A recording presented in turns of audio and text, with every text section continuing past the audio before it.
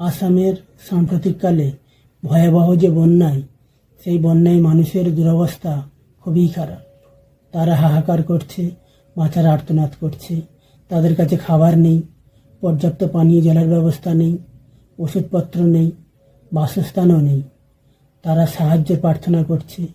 বহু মানুষ ব্যক্তিগত উদ্যোগে এবং বহু প্রতিষ্ঠানও তাদের সাহায্যের ডালি নিয়ে তাদের পাশে দাঁড়িয়েছেন, যথাসাধ্য চেষ্টা করছেন তাদের পাশে দাঁড়াবার। তাদের মধ্যে অগ্রণী ভূমিকা রাখে RSS, ভারত সেবাশ্রম সংঘ, রামকৃষ্ণ মিশন ইত্যাদি। তো আমার প্রশ্ন হচ্ছে, কিছুদিন আগে দিল্লির যন্তর মন্তরে যে নিট পরীক্ষার ছাত্রছাত্রীদের যে আন্দোলন সংগঠিত হয়ে গেল, সেই সংগঠনে মূল ইস্যু কিন্তু ছিল নিট পরীক্ষার প্রশ্নপত্র ফাঁস এবং তাদের দাবি দাওয়াকে কেন্দ্র করে।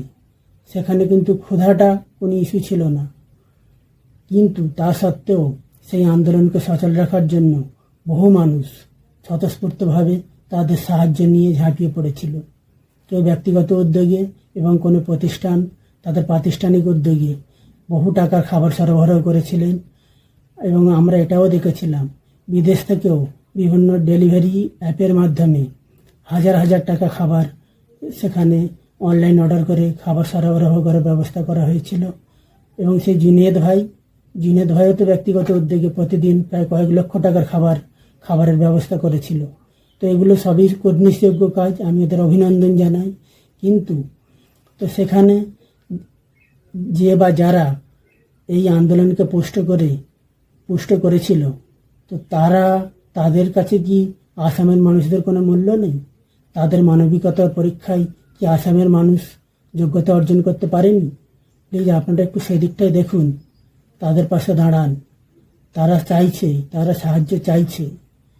দিল্লির আন্দোলনে কিন্তু ক্ষুধাটা বা খাবারটা কোনো ইস্যু ছিল না।